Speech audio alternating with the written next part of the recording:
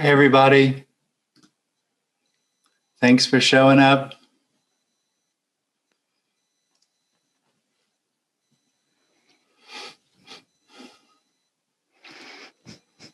I'm going to look at you all first, see who everybody's here.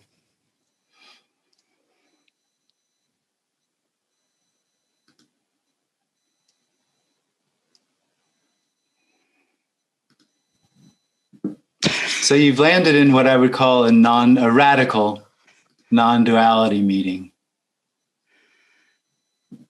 And it's radical because it's neither prescriptive nor descriptive.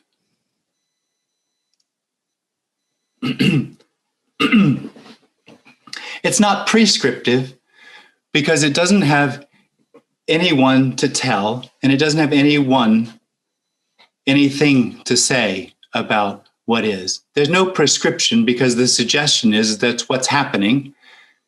Most of you are looking at a computer screen, and whatever thoughts and anything else that's arising is already whole, complete. It's beginningless and endless. It's the absolute. It's the alpha and the omega. This. So there's no prescription for that. It can't be found. It can seemingly be lost, which is why this meeting apparently happens. Because there might be some bodies here that are having an experience that the appearance is somehow dissatisfying. Something's missing. There might be the experience that something needs to happen for this to be what I said at the beginning. Whole, complete.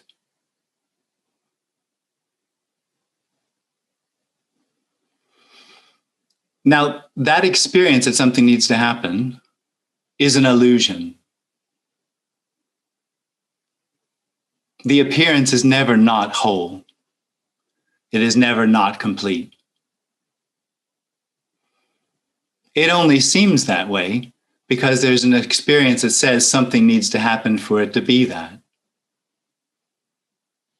So you can tell it's a very small circle, and it's not complex or complicated at all. It's very direct. There is nothing to find. There isn't anything lost. There isn't anything missing. Now, that's not prescriptive. So that's not saying there shouldn't be therapy, there shouldn't be meditation, there shouldn't be eating brown rice or whatever else seems to be what happens. It's saying that nothing needs to happen for this to be whole. And it's not descriptive because there's no way to describe this. Everything I've just said is sort of misleading because really what's being pointed to is the fact that there is nothing outside of what's longed for. So there's no objective word to put on this to describe it. There is nothing happening that's not already the wholeness which is longed for, not looked for, not sought, but longed for beyond the need for something else or something more. There is only that. So there's no way to describe it because there's no objective point of view to describe it from. So in that sense, this meeting and what's being shared here has no intention on helping you.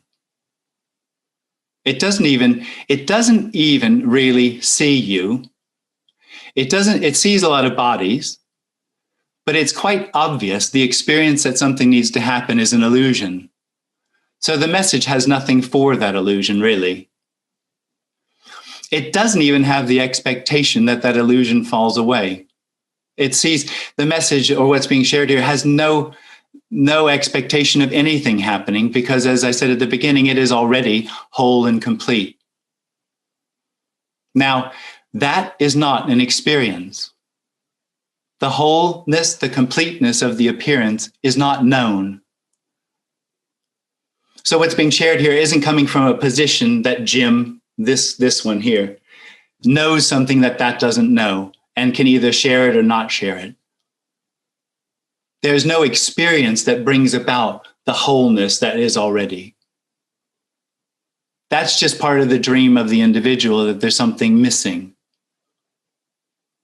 The dream of the individual that something's missing is wholeness, is completeness, is what is and isn't having the experience that something's missing.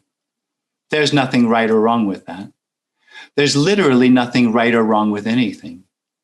Because the appearance is already whole and complete, it has no intention. It's not becoming. The whole story of becoming, as far as personal becoming, is a dream. This moment, which there isn't actually one, is not the result of a real previous moment or of the next moment. The previous moment is this appearing as the previous moment or the memory of the previous moment. The future is this appearing as the future. So the message isn't limiting what's appearing. It's just pointing out that what's appearing has no reality to it. It is not the way it appears to that which needs real time to become. There is no real time to become. There is only what arises, and that is limitless. That has no boundaries to it.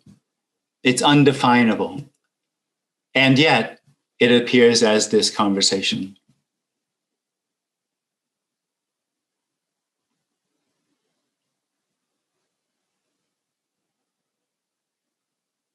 We can go deeper into it, but I think as a beginning, that's a good conceptual framework to just start a discussion. To discuss it with me, you're going to have to sort of raise your hand, which is a button somewhere on the computer. And then Rita will say you can ask a question or something like that, right? Mm-hmm.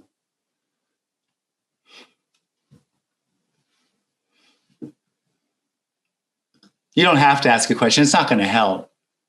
It's not going to hurt either. There's no good or bad questions. It isn't about that.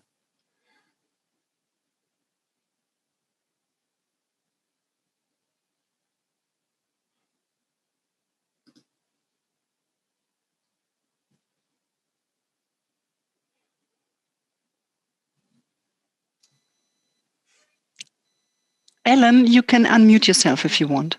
Yes, hi. Hi, Rita. Hi. Hi, Jim.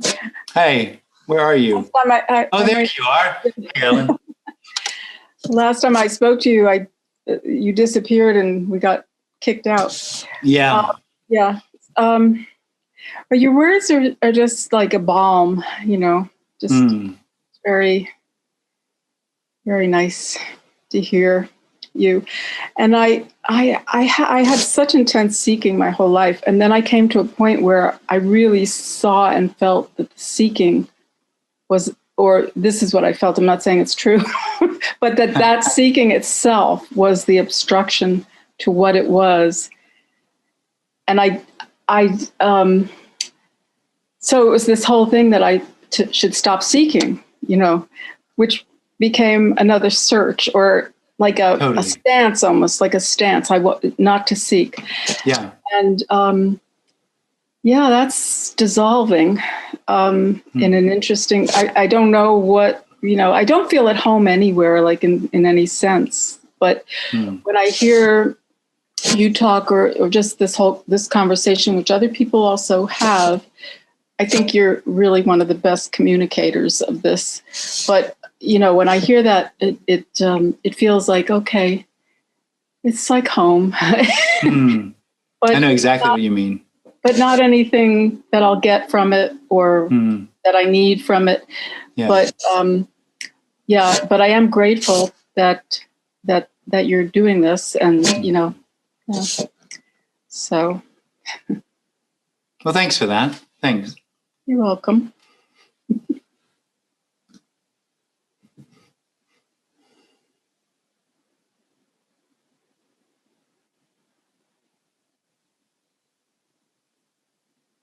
It seems like there can be I still think I'm unmuted. So No, you're there. Yeah. Hi. yeah. In the words that are used, and just in the sense, and you pointed to this, that there's this idea that something has to fall away Yeah.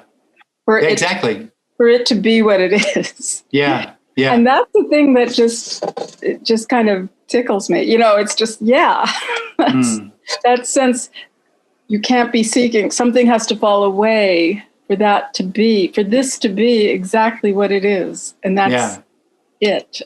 Yeah, exactly. Yeah. Thank you. The me has the experience that it needs to know something.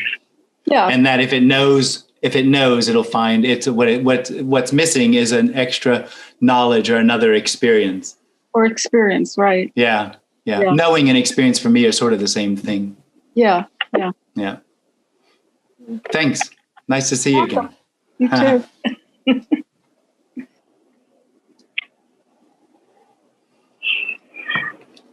Somebody else? Matthew, you can say something if you want. Hello, can you hear me? I can hear you, Matthew. Hi. Jim, I am pretty much just simply confused. I stumbled upon you, and I was just like, I was amazed at what you were saying, but like that seeker energy, and identifying with the mind, I'm trying to stay present as much as I can, because I'm just trying to get to the level where you're at. Yeah. And it's just, I kind of feel like it's impossible. It is. Right? It is. But the problem is you can't give up trying. And it's not about detachment, like being detached from thoughts or feelings. That's not what this is pointing to. It's pointing to that what's happening is already complete, even the experience that it's not. And what's obvious is that seeking for it is where the completeness that it is hides. And that's not a realization. If you wanted to put a word on it, I'd say it's an unrealization. Because the experience of the individual is that the appearance is real, and that in some ways is dissatisfying. It feels like something needs to happen to make it be what's longed for. And so in essence, we're talking about unrealization, but you can't unrealize because you are the experience of real. So trying to unrealize is just confirming there's an experience of realness going on. I feel like all you can do is just laugh. Yeah, totally. It won't help, but at least it doesn't hurt as much. Right. Oh man, this is well. Thank you. Thank you. Thank you, I guess. Oh, that's very sweet, Matthew. Thanks. Yeah. Michael, if you can unmute yourself. Michael. Hi, thank you. Hi, Michael. It's nice to see all these people here. Yeah, it's great. I heard you speak with Sam Harris not that long ago, and I noticed how agitated I was in the hearing the conversation. It seemed like his title for it was perfect, wrestling. Yeah. And it seems like it is something so difficult to speak about. Yeah. And you say that the seeking is what appears to fall away, you know, but seeking is also part of it as well. Absolutely. Well, it is it. There is only it. Yeah. I get the seeking. I don't know where I got cut off, but the seeking. That's good. Seems to be part of it also. And I noticed, that, obviously I have, as a human being, I have needs and wants and desires and thoughts and feelings. And I guess the part that like I identify with what Sam was saying was that not identifying with those things. And then it seemed like you guys were sort of saying the similar things, but with different language. And I guess I just was, I enjoyed hearing you speak, and there was a lot that I agreed with, and I wanted to, or I guess agreed might be the wrong word, but that I and the other word, identify with, just the things that resonate, I guess is the clearest way to put it, is just, they resonated. And so I wanted to come and just sort of feel more of that and see where that sat. And even the agitation that I feel, just like, oh, there must be something that is speaking here inside that's stirring something up. And to me, that is where I find the beauty in life, is that stirring, whatever that is, the stirring of curiosity and the stirring of just being. And I appreciated the stirring that you did. Yeah. Well, thanks. Yeah, but yeah, not really a question, but more of a comment. And no, but I would say something to what you said, because being steeped in that, genre of spiritual seeking, I have to say that what we're talking about here is not a spiritual message. It isn't about becoming. It isn't about detachment. It isn't about being a good person. Those are all parts of the dream of trying to find wholeness. It really is quite literally saying there isn't a you. And that's not something that becomes, it is already. So when the you that you experience yourself to be, that is all experience, falls away, it isn't a real happening. It isn't that you then become enlightened or you then become detached. It is that there's a recognition there never was a you that was separate. There just simply wasn't a you. That's the revelation. It's an unhappening, like an unrealization. Right. Yeah.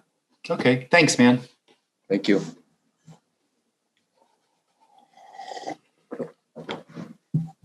Hi, Jim. Can you hear me? I can. Hey. Yeah. So Chirag. So, Jim, I have a question. There was one more non-duality speaker. His name was Jittu Krishnamurti. I am not sure whether you will call him a non-duality speaker or a teacher, but whatever. Yeah. But he, whenever somebody would ask him that how to meditate, he would always say that this is a wrong question. You should never ask how to meditate. The right question is, we can talk about what is meditation. Rather than talking about how to meditate, let us talk about what is meditation. Now, why I'm asking you this question is that in one of your previous talks, somebody asked you, do you meditate? And if I remember correctly, you said that I do not meditate, but meditation sometimes happens. Okay. So in that sense, can we say that you never do meditation, but you somehow, go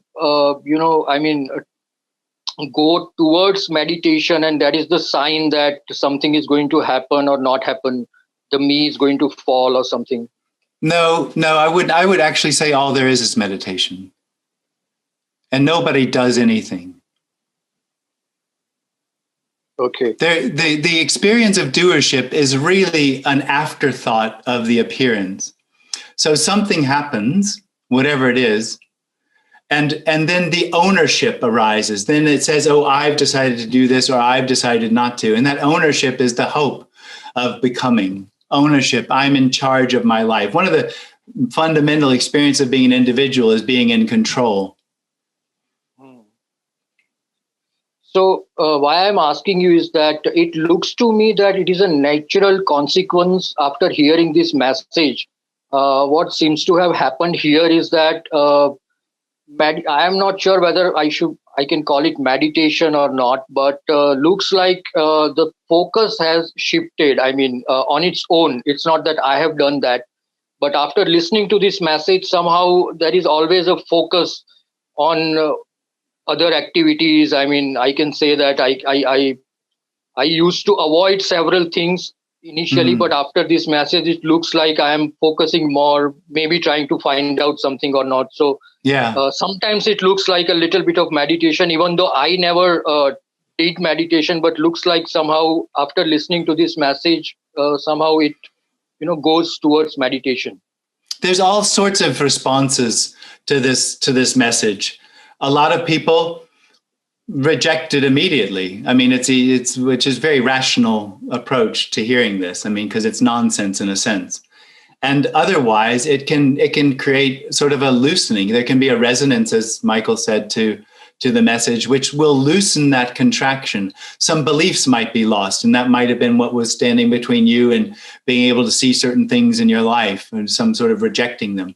That sort of belief, they could be lost. But none of that's just what happens. It actually has no value. But that's absolutely what can happen. Okay. Thank you. Thank you. Oh, thank you. Thank you. Hello, Jim. Hey, Herlof. Hello, Jim. Hello. Hey. Hi. So I just think it's interesting to see that although it's I know I will not get anything out of this meeting. I know I will not get anything out of meditating. It's interesting to see, because this character here. But you don't know that. No.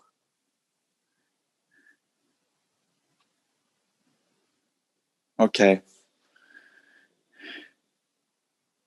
No, I don't know that. No. No. But that's the dream of me. That's exactly what it does. That's the exact function. It's like, I think the Buddhists call it like a needle or a nail in the sky. Yeah. And that's a sense of knowing. I know something, and then it sort of makes these stepstones of control and needing to happen and what's next, and that's all these steps of what I know is going on. But you don't even know what this is. No. No, this is actually unknowing happening. It's not solid. It's not based in some sort of solid experience of I know what this is. Knowing arises. But it's unknowing or no thing that's arising. There isn't anywhere to move to. I know the experience of the individual is convinced that there'll be the right movement and the wrong movement that will bring about what Jim seems to have gotten. I didn't get anything, just so that we're clear. And that is the dream, that there's a movement that's going to really happen, that's going to really bring about what's needed, and that's going to be preceded by knowing, or be encapsulated in knowing. That's just a dream. Still, it seems like the character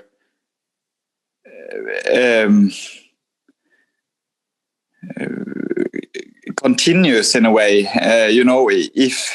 Is it right that if there was a great passion for a sports car before an apparent shift, that can keep on I'm just really. I understand what you mean, but first you have to tell me what sports car you have. Yeah, so I want to buy a Ferrari. All right. All right. Which one? Yeah, I don't have it right now. Which one? FF.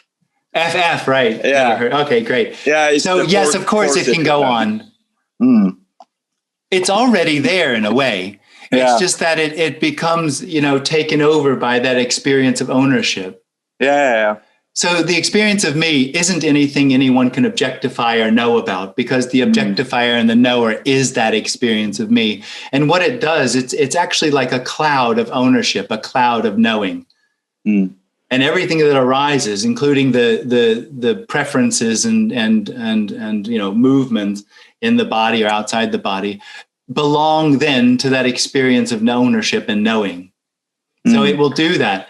And what it does is it will take the natural character and bind it in sort of a straitjacket of being a good person, of right and wrong and good, the story of me, the story of myself, which is simply the story of how when I make the right choices and am a good person, I will then be able to find what I feel is missing. That's the story. So I guess to be honest, I'm really, in many ways I feel that all seeking has fallen away, but in other ways I feel that I'm like more intense and more like I'm still training, I'm still working on businesses, I'm still looking at sports cars, so yeah, but you're not doing any of that. No, and it's I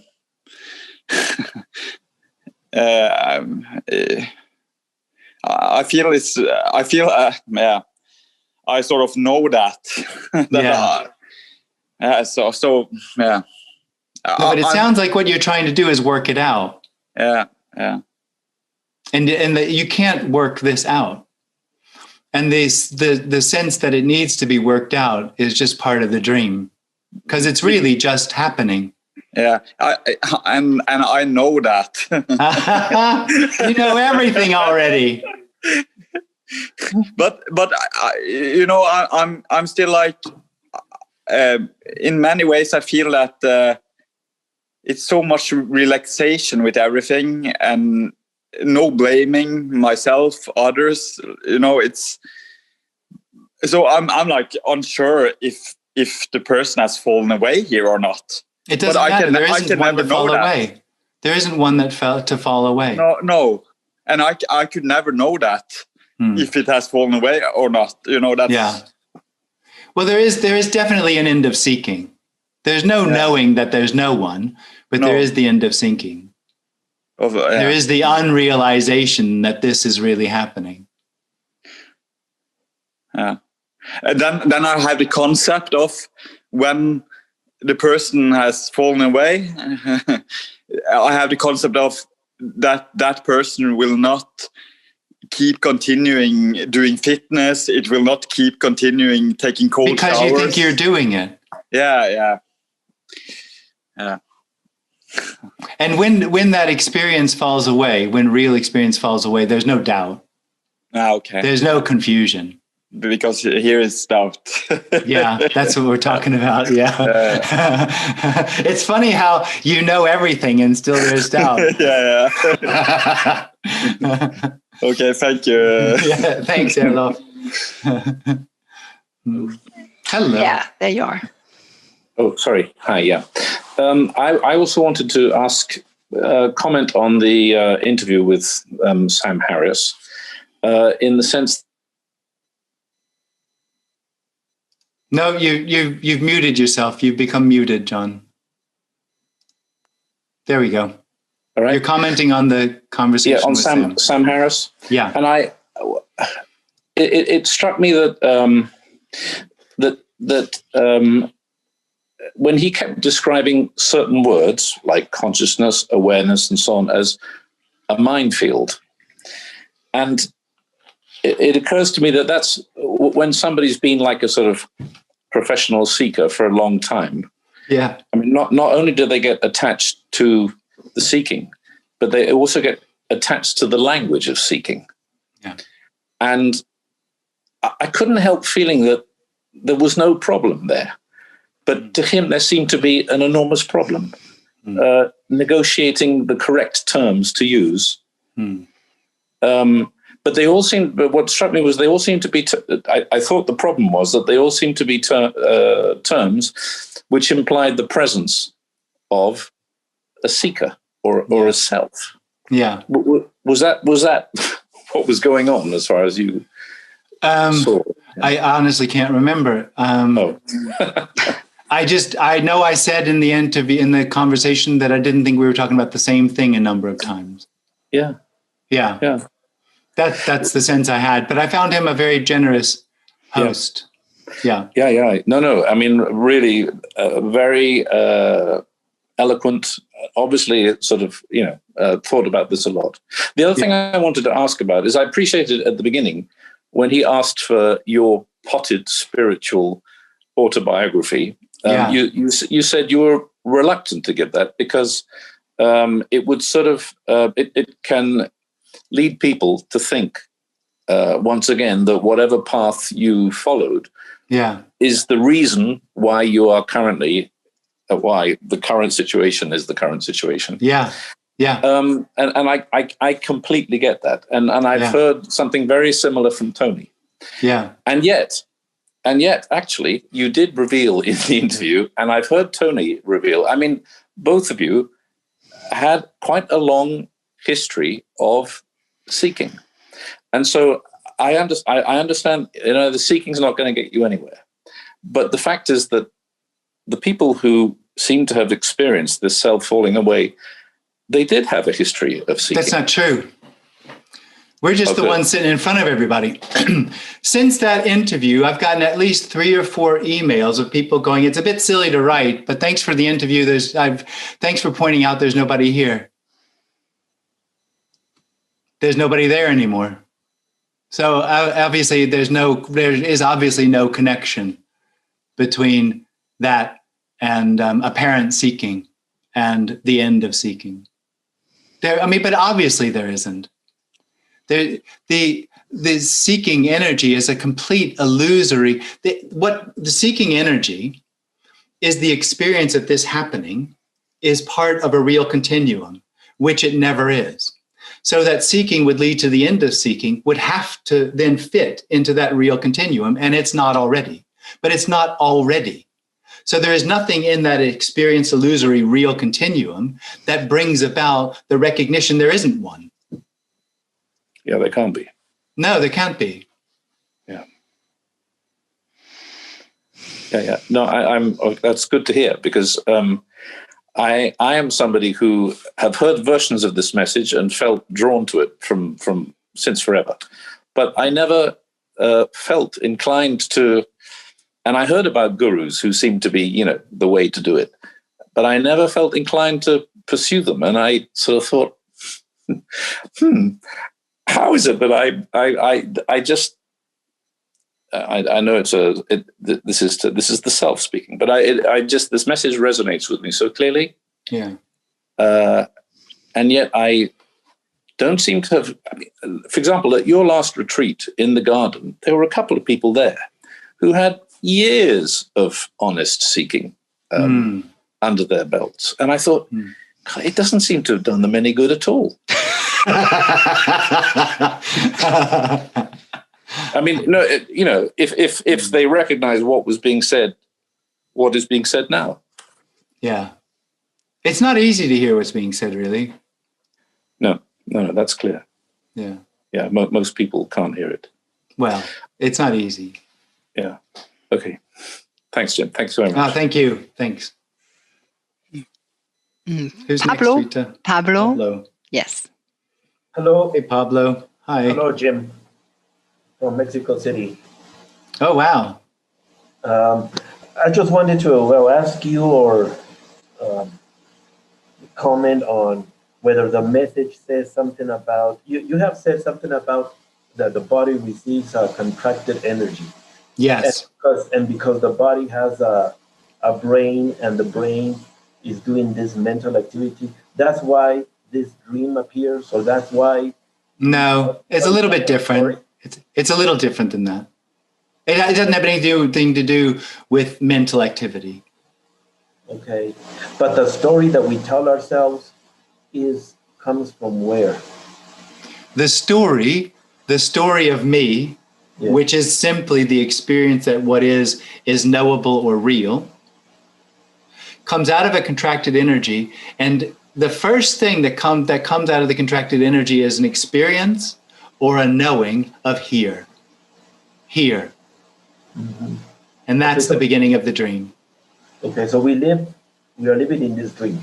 Would it be correct to say that if something goes wrong in our apparent dream, we can just remember that it's just a dream? Well, you could try. I mean, to minimize. What's being suggested is that remembering that it's just a dream is the individual having the experience that something needs to happen for this to be whole, for this to be okay. Okay, yeah. Well, we somehow it's okay already, as you said. It's complete. Well, it's not. It's neither okay nor not okay. It just simply is. It is. It is. But when we lose focus, or when we think that. But this has nothing to do. You really are coming from a position that this has something to do with you. Because it just doesn't, because there isn't actually a you. There isn't anyone looking out of those eyes. If there's an experience of someone looking out of those eyes, that's the dream. And that dream will then see an object, which is also you in a sense. Mm-hmm. And what's hidden in that experience of looking out of your eyes is actually, that's beginninglessness, endlessness, seeing.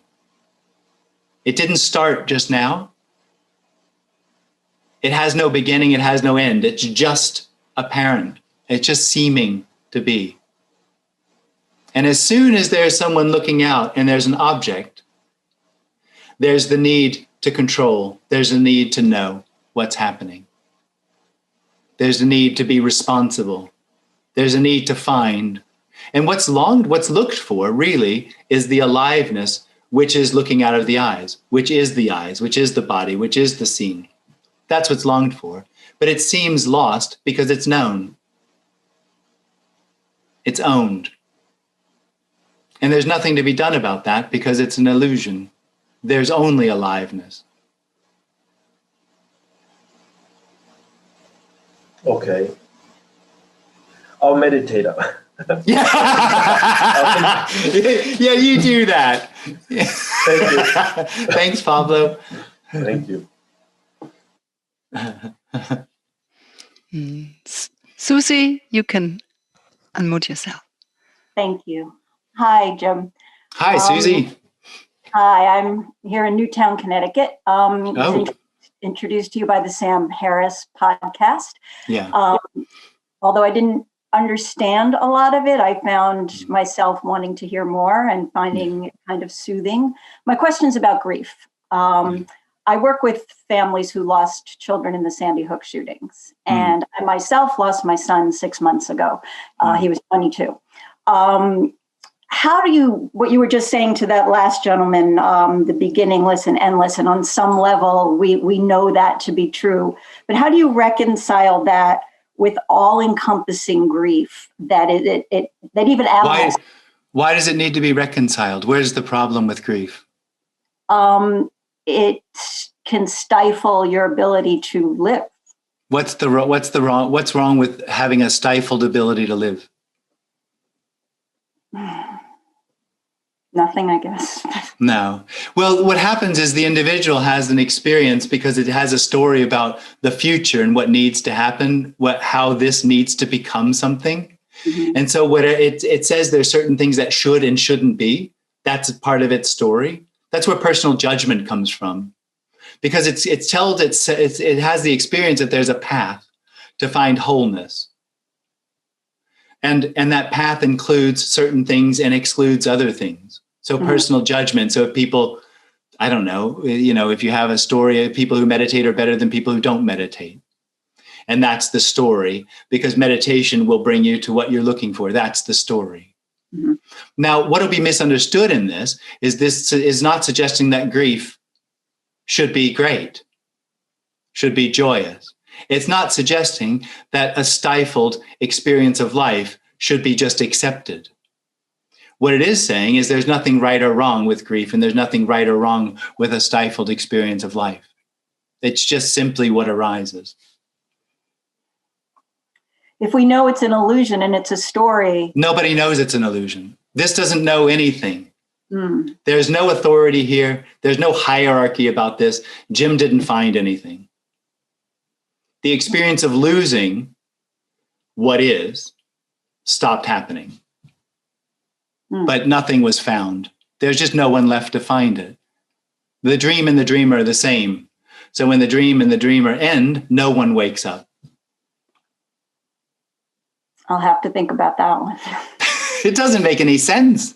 No. You can't make any sense out of it. But please have fun thinking about it. I will. Thank you. Thanks, Susie. Barbara. Yeah. Hi. Hi, Barbara. Hi, Jim. Do you hear me? I do. Hi. Hi. Great. Hi. Have a nice evening. I'm happy to see you.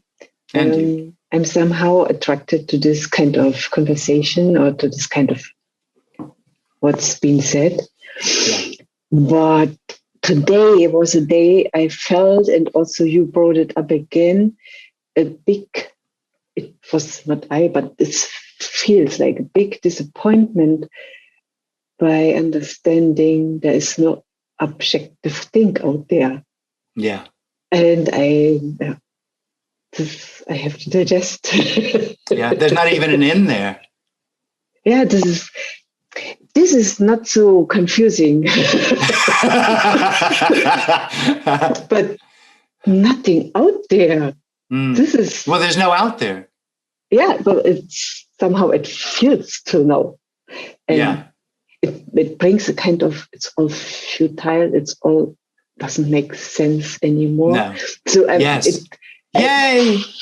Yeah, I don't know what to do. Yeah, there's no you to do anything. Yeah. So it brings me sometimes to tears because I thought, my God, I have done so much, and now it's all not worth it. Yes, I know. There's a huge resistance in spiritual seekers who are on the last rung of the ladder and almost enlightened. And then they hear this message. It's like, oh no. It's not even about this. No, it's about all that whatever is being done. But you've never done anything. But it feels like. Yeah, I understand. Yeah. So and then it feels like. Yeah. What now? Yeah. Totally.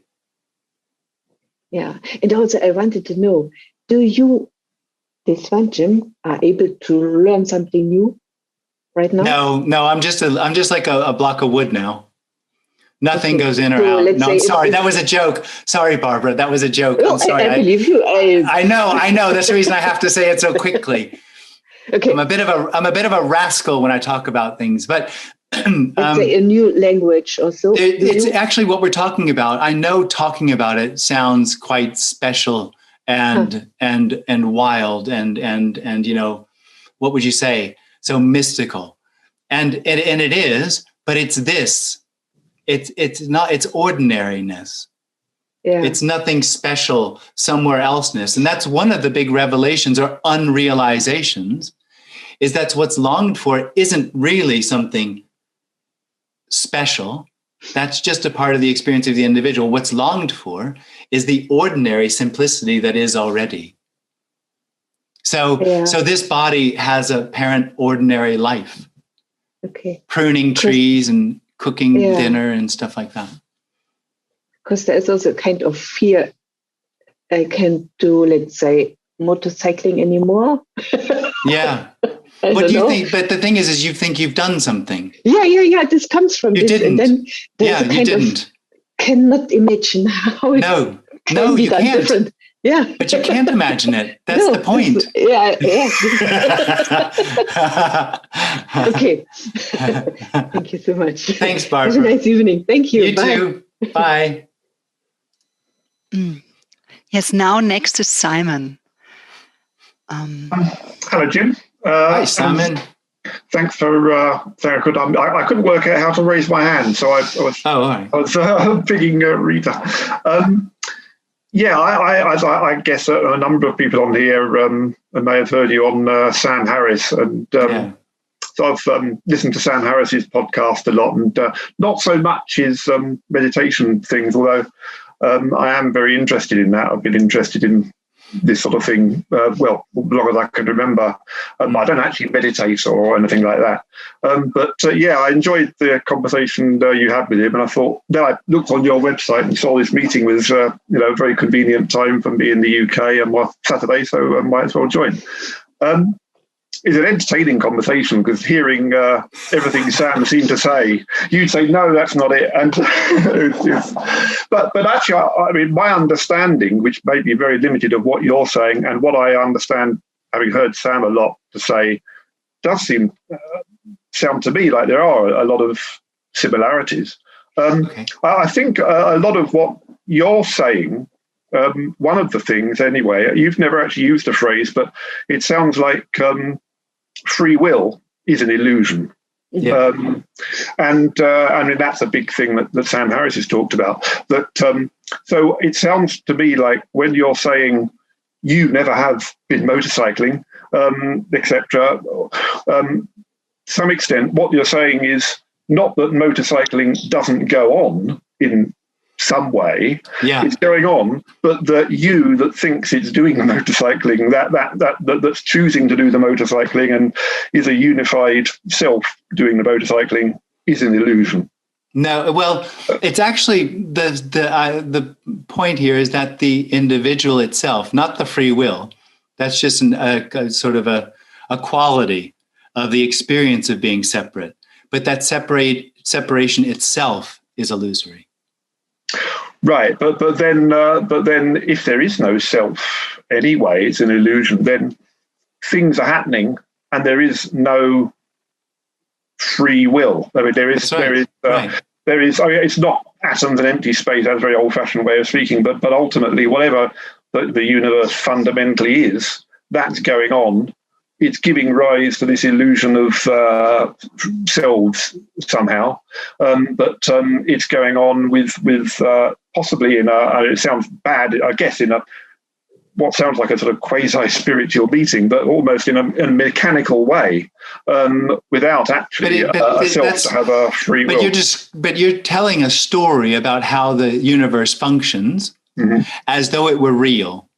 Mm-hmm. And part of what we're talking about here is it's not real. It's not unreal either. But what it is it's no thing seeming to happen. Well, I guess actually that's, I wasn't certain I was understanding you correct. And sometimes I thought you were saying something is happening, but not individual selves. That's an illusion. But then you seem to be saying, no thing. There is really literally nothing. Well, no. It's no thing that is happening. So it's a paradox. Mm-hmm. So this conversation, these words, that head shaking, is no thing. Okay. Yeah. But saying okay. I like what you said just a little while ago about this is, I don't know, understand any of it, but it's fun to think about. It's fun to think about. I mean, that does, and the thing is, I come from I'm very interested in, the mystery of consciousness and to some extent in quote spiritual ideas, but I'm also, I would have said maybe hemmed in too much as well, possibly by sort of rationalist and wanting evidence and rationalist ideas. But could you, one thing I like the idea that, people, how did something come from nothing? And, physicists say that... no, but it didn't. Well, nothing came from, because there is nothing. Okay. Well, No. Nothing coming from something is a scientific explanation, just like you gave me a scientific explanation of the universe being atoms and nothing and all the rest of it. Yeah. The mysticism behind what we're saying can't be understood. It's a paradox that something is no thing. It is the same thing. So it's not that something becomes that nothing becomes something. It is no thing. Somethinging.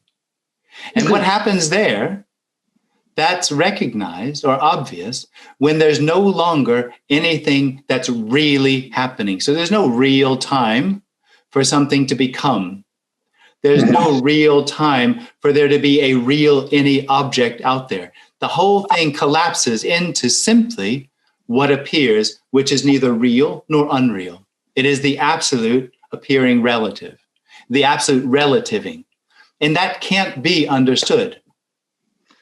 Is this some, I've heard, I think Gnostic thinking is sometimes the idea that, we can't possibly understand through logic what's going on. Some of what you're saying is that you've got to somehow transcend logical reasoning to well, it's the whole thing is but you've got to attempt it. The whole expectation of transcending or transcendence comes out of the experience as is actually something really happening.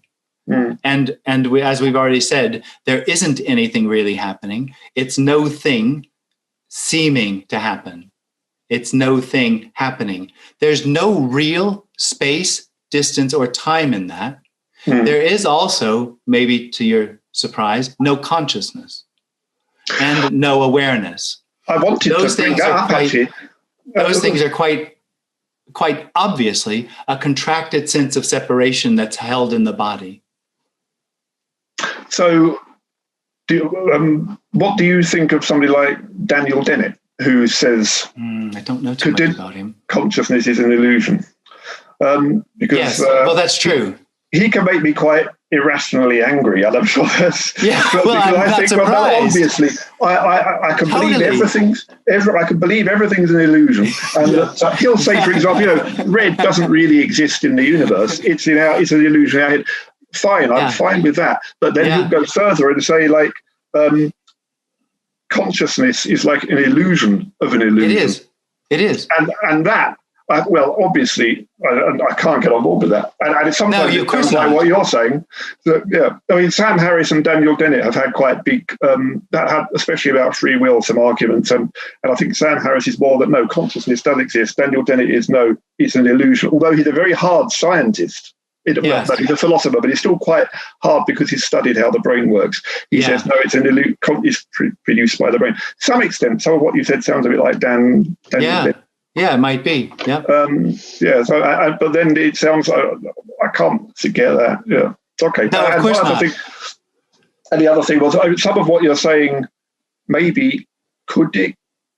I know you're going to say no because it's a scientific idea, but the scientific idea that if you add up all the positive and negative energy in the universe, it comes to zero. So it does almost sound like science could be getting to some idea that really everything added together comes to nothing. Absolutely. Well, that's just a reflection. That's just a reflection of what's being shared here, that this appearance has no intention, which is counterintuitive to the experience that something needs to happen, that there's something missing or something wrong, or that certain behavior is wrong and certain behavior is good, which is just a part of the story of the individual. Because absolutely, the appearance is at absolute equilibrium. Right. I mean, I like that. I like that scientific idea. It's something I can sort of. Maybe it's wrong from your point, but I can, there isn't anything wrong. Ultimately, there is nothing because add everything together in the universe, it all cancels each other out, and it comes to zero. Somehow. Well, this is zero, but this is zero happening. Right. Okay. Oh, and okay. One final while I go. Yes. Is there any? Because I listen to music a lot and watch films. Is there any particular sort of art? I'd say literature, film, music, especially, and so on, that you would say can sort of help you come to terms with these sort of ideas that help put you in the right You will frame of never mind? come to terms with these ideas. It's impossible. If you come to terms with them, it'll be because you think you understand them, and they're not understood. They can't be understood.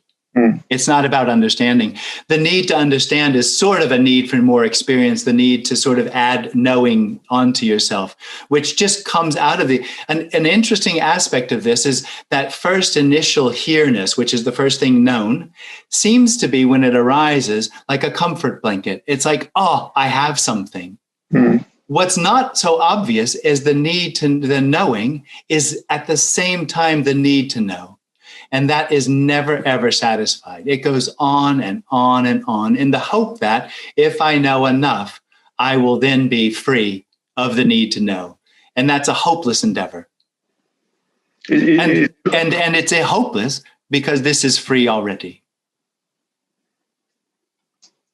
Is it somehow related to the idea of you've got to be rid yourself of desire, the Buddhist idea that No. Well, unless they're you're always talking about pursuing desire, you're always pursuing knowing. Unless they're talking about seeking. For me, what we're sharing about here is there's an experience of separation which is in the body. Well, it's not really, but its experiences in the body as a sense of knowing, as a sense of I amness. And that I amness, which is the experience of consciousness and awareness and I know, is an illusion. And the difficulty for that illusion is that it is also the unrecognizable freedom, seeking, knowing, hoping that that will somehow bring about the fulfillment that's lost by losing the aliveness that this is already, the unrecognizable freedom that this is already. Okay, thanks very much. Oh, thank you, Simon. And now it's Shane. Hey, Shane. Hi, Jim. How are you doing? Good, thanks. You? Good. Just a quick comment here. I just wanted to say thank you very much. You've put an end to my seeking. So that's it. Thank you. Oh, awesome. Thanks, man. Cheers. Wasn't me, by the way.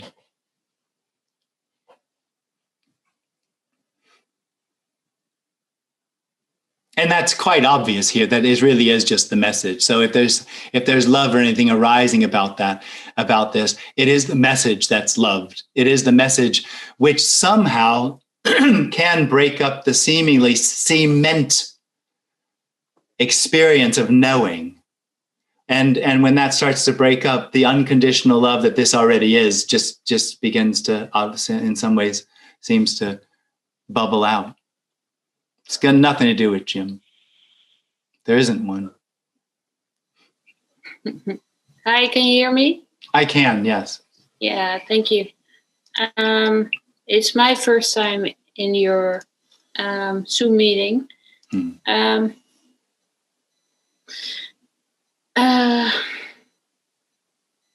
been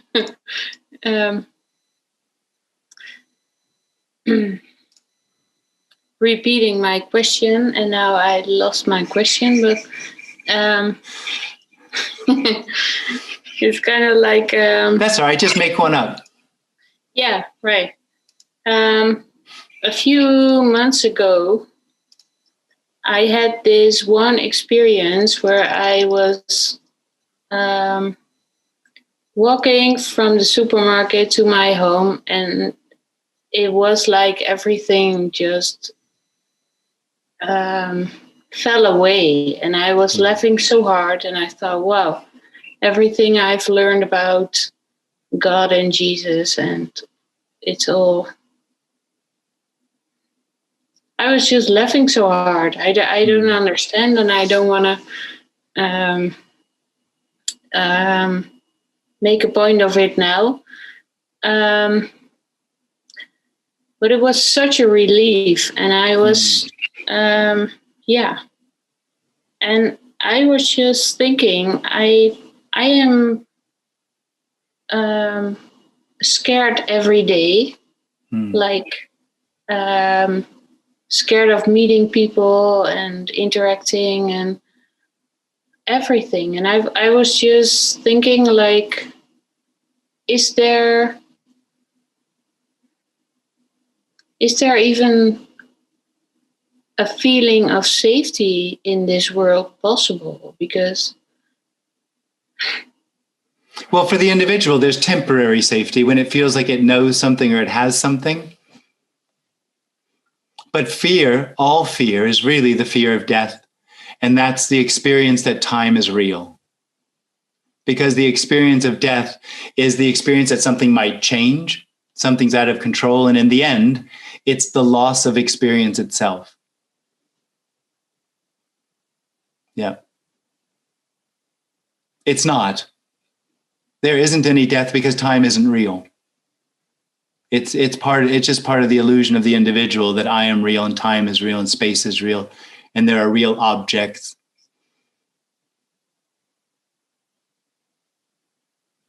So when I am trying to figure out what I'm afraid of, that makes no sense at all.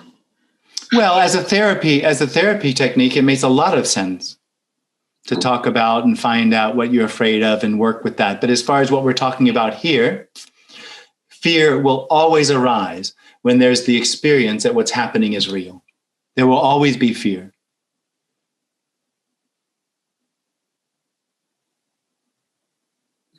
So this isn't a therapy. There's no intention here to help anyone. No. It's merely pointing out what this is or isn't. And there's no intention to be helpful.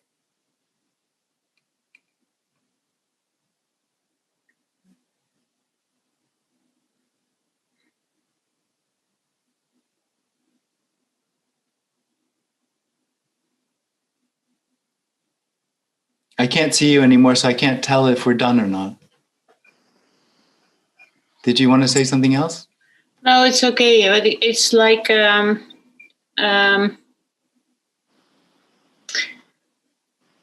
for me, it looks like I keep on searching for some kind of remedy or some kind of whatever. But when therapy helps. No. Therapy's an intelligent application. What we're talking about here has absolutely no application. Yeah. Applied non-duality is an oxymoron. Yeah. Yeah, but I can't find the word. When I had this moment, and I can now see that it was not my experience, but I was just. It's like I was not there or something. Well, that's exactly it. You weren't there. Yeah, I was gone. And now what you've done is you think you knew what happened, and that hides the fact that this is that no one there didn't go away. This is no one there. Yeah. Yeah. And now I'm searching and searching to go back there. Yeah, but this is back there. Yeah. Yeah. Okay. That's sort of what the message is. This is already completely unconnected to anything else. Yeah. Yeah. It's already whole. Needless. So what my question was, now I'm remembering, is there a way to be without fear? No. Because there isn't anything real already. Fear is part of the illusory experience of separation. So there's no way to be without it because it's an illusion. Hi, Jim. It's Zoltan. Zoltan. It's good to see you. And you. How are you?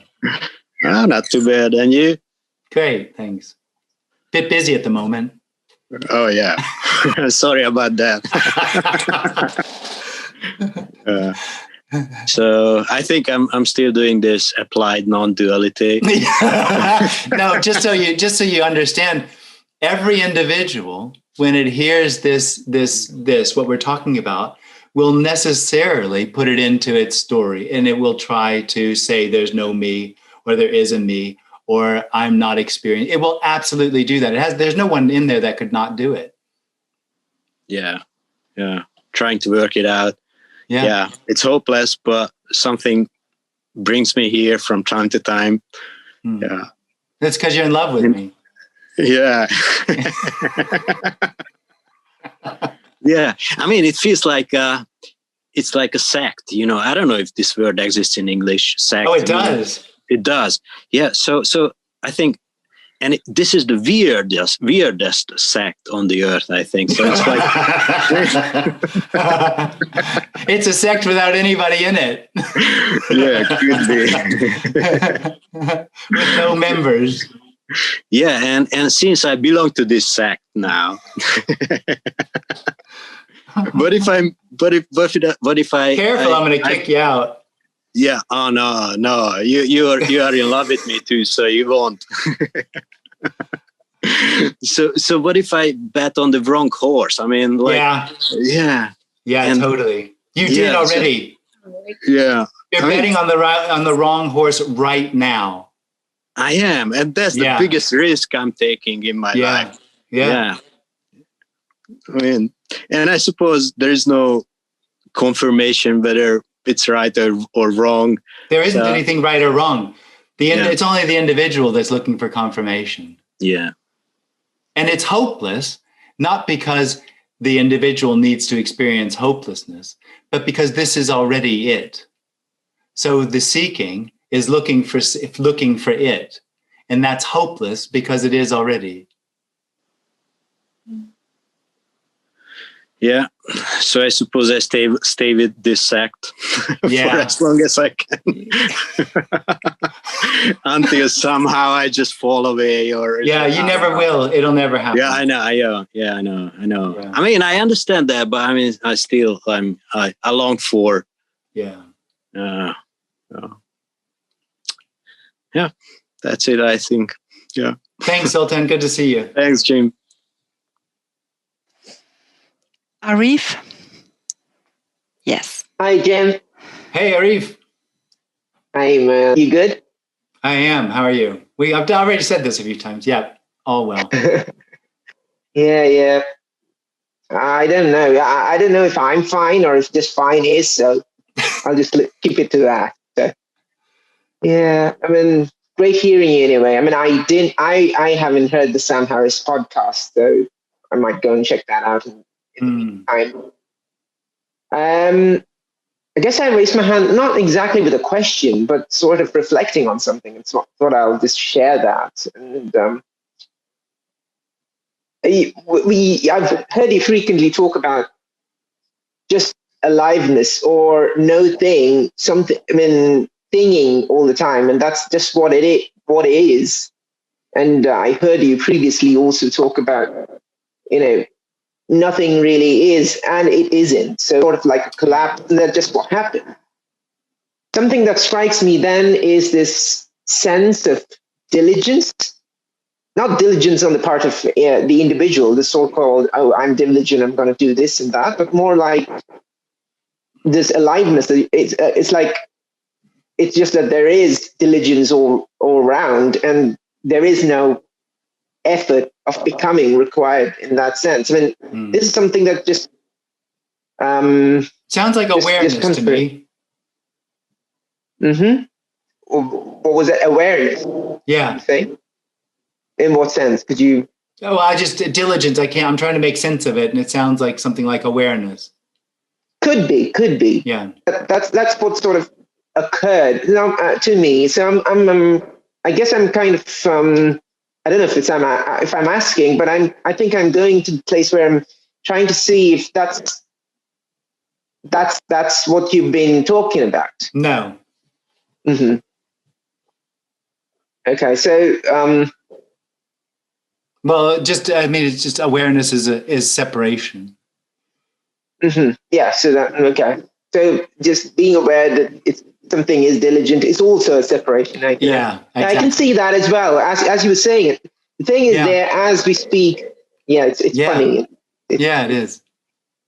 Yeah. So it's like there is this boundaries kind of getting dissolved as in real time right now. Yeah. And then, coming from the medical background, the next sort of question or reflection that I had coming from the medical background, having heard about people thinking about this in this sort of very rationalist or, this scientific, neuroscientific terms, there is this concept, obviously, of derealization or depersonalization, which I'm guessing is how it will seem like when you think that becoming is the default. And so nothing's really real, but it's free to be, to see, to seem real and to dream and to fall out as well. Seems like, this sort of, the grasp on the sense of reality is sort of lost. And that seems to be a sort of, it's felt as a pathology. Yeah. Would you say that to me is the me having the experience of losing control? You wouldn't believe how many people call me up and tell me they're going crazy. And it seems like that's the last thing the me can do. It's like it can threaten going crazy or something. It never works. It never happens. But that's sort of like the threat. And I think what happens is that sort of contracted knowing, that contracted controlling energy sort of recognizes a loss of control. And that feels crazy. I feel that very much. Yeah. And who's feeling? I'm having that simultaneously. No, it's just happening. Nobody feels anything. Exactly. It's just happening. Yeah, I'm going through this. Okay, this is happening right now, this kind of in and out, but it's not in this traumatic, crazy, fear of craziness way, but, just thought I would reflect on it and sit with you on thanks. that. So I appreciate it. Thank you very much. Good Maybe to see I'll call you soon. Okay, great. Good to see you too. Take care. Yeah, bye. Now it is Alan with an A at the start. Alan. Hi. Hi, Alan. Hi, Jim. So one thing I wanted to ask was about intentions. So for example, if I ask you why you ate food, so you wouldn't say because you were hungry, you can only say that, well, it just happened. Yeah. And being hungry also just happens. Right. But the hunger was not the reason behind the food eating. Could be. Yeah. Mostly it is. But it also just happens. There's nobody in there with intention, and there's no sense that hunger has something missing in it that needs to be fulfilled other than just eating. It's just simple. Oh, okay. And also about things being real. So why can we not say that the happening is real? Well, I mean, you can say anything you want. It's just that what's being pointed to here is that experience of it being real, which is sort of the experience of it being objective, is an illusory experience. So living in a subject-object reality is an illusory experience, and it's only in that experience that the appearance, meaning my feelings, my thoughts, and all the rest of it, the microphone, everything else, seems to be real. There's actually quite a long tail that is entailed. We can go into that deeper maybe. But that in this conversation is just pointing out that experience is illusory, that nothing is real, nor is it unreal. And the consequence of everything being real is a sense that everything is solid. And that solidity is in a way hides the appearance is chaos. It appearing order, and that chaos, orderedness, is actually an aliveness and actually a wild freeness. And that's what's longed for. Home, no need for it to be. And that is lost when the experience of subject-object reality arises and there's that seeking energy. And that's what we're talking about. Okay. So for example, I want to make a distinction in categories between, say, my hand and between, say, Snow White, and then say like a square that's also a circle. And it seems that like I'd say that my hand is more real than Snow White, and Snow White is more real than a square that's also a circle. Yeah, you would, because what that does is it gives you a direction. It confirms your position as the knower in the center of this, which has impossible things, a circle that's also a square, fantastical things, which is Snow White, and real things, which are your hand. When really, they're just all what seems to arise. Thoughts of Snow White, thoughts of circles that are square, and hands. They're all the same thing. They're all no thing appearing. So there's no direction anymore. There's no way to find your way. And the point is, there's no real way. There's just simply what's arising. Okay. So would you say that it's true that there's no real way? Because like it seems that when you say that well, if you do say that it's true, then there'd be a reality that it totally. So it doesn't. This message is actually more like the Indian Kali. It's the destroyer, but it doesn't replace it with anything. It's the experience of the individual that something needs to be replaced. So the experience of the individual is that there seems to be questions, and what it wants is answers. And it has the experience of the feeling that answers are going to solve the problem. Where really what we're talking about is the end of the questioner. There is no real need for answers. There is no need for answers, and there aren't any. For the individual, an answer is just a momentary pause and need. It's satisfaction. And then the next need comes up. Okay. So this message has no answers. There's no answers here. What it does is there's the unrealization that the questions and the questioner are illusory. Gotcha. Okay. Thank you for that.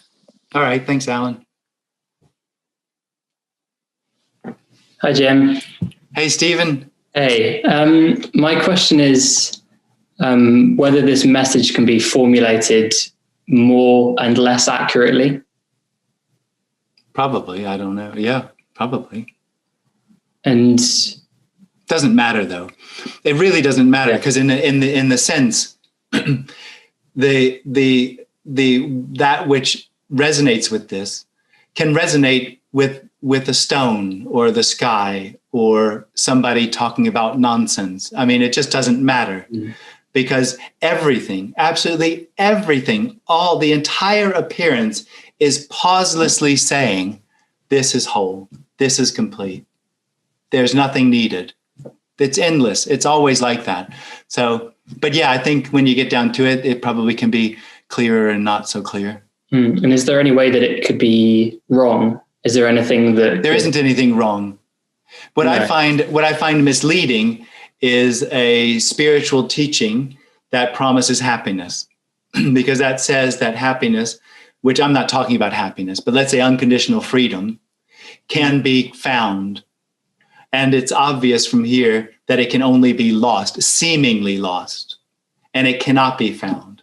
The losing can stop happening, but no one ever finds it. And the ending of losing is not actually causal.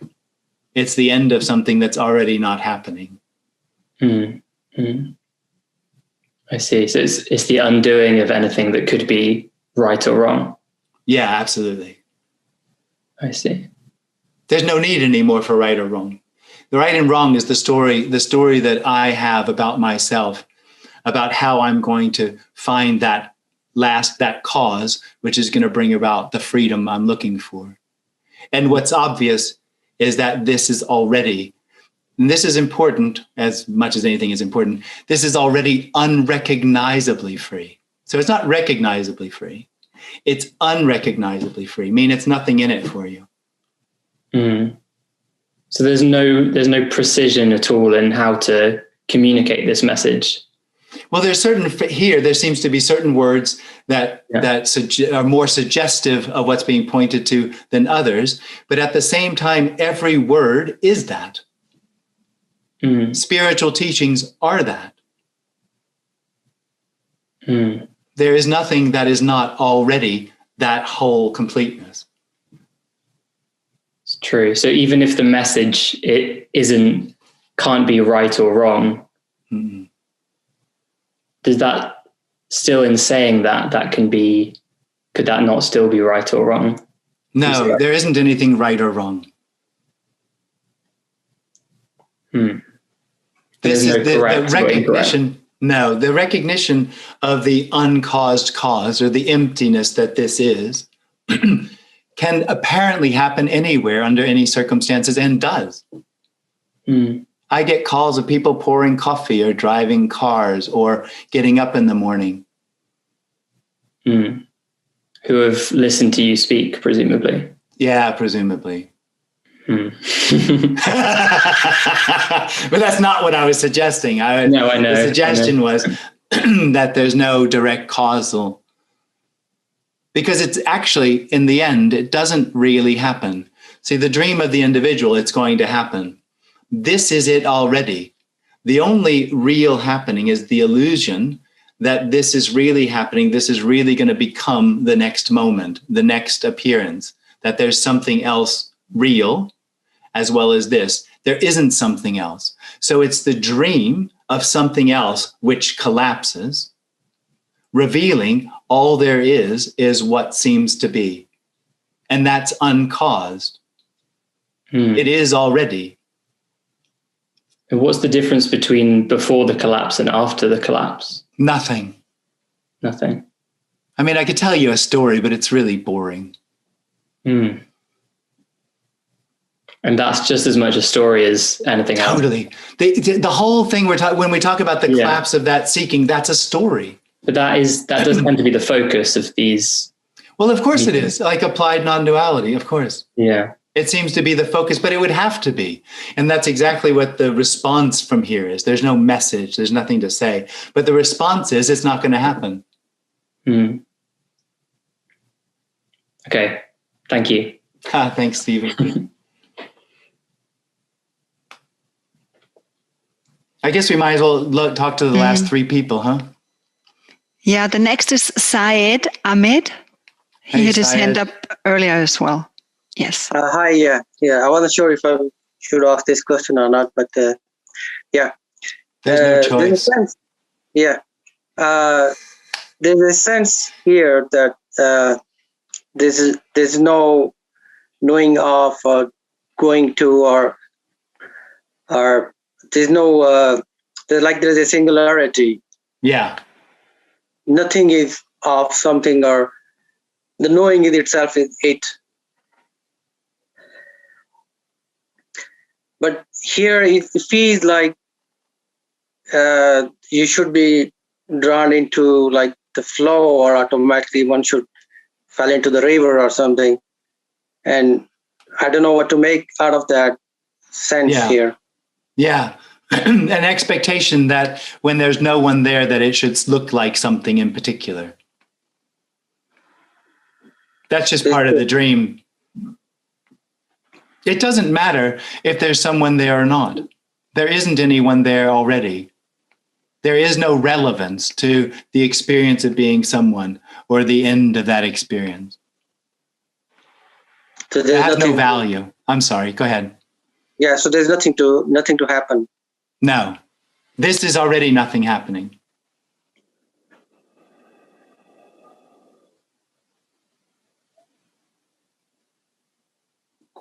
Yeah, thank you. Thanks. Thank you.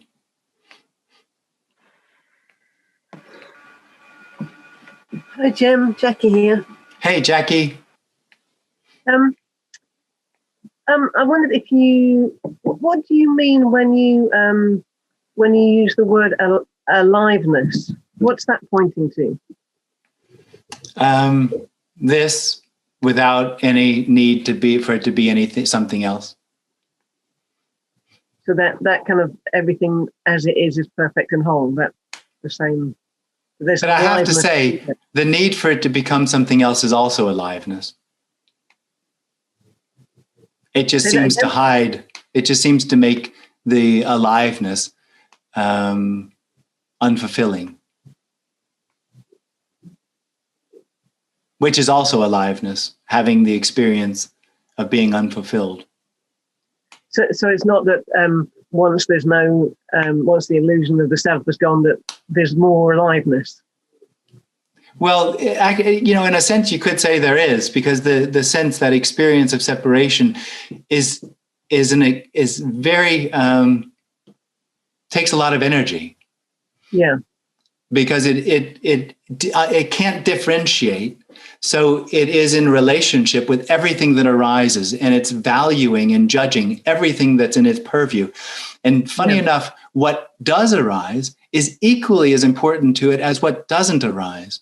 So the whole thing is just constantly sorting and finding and seeking and trying to make sense out of everything and work it out and know more and add more to itself. Undifferentiatedly. It can't do anything about that. That's just the function of it, to try to pull more and more into itself. Which is exhausting. It is. It can be. Yeah. And so when that stops happening, there can be a freedom, an aliveness, more energy. Or vitality. Vitality. Yeah. Okay. Not necessarily, but. Okay. Thank you. All right. Thanks, Jackie. Great. Awesome. Thank you, everybody. That was lovely. Thanks for coming. I love you all very much, and take care, and see you next time. Or not. Bye-bye. Thank you. Bye. Bye. Bye. Jim, thank you. Good to see you all. Thank you, Rita. Hello. Bye bye. There's nobody here. Bye bye. Bye, Jim. Bye, Rita. Thank you. Love you both. Love you. Bye. Bye, nobody. Bye. Bye-bye.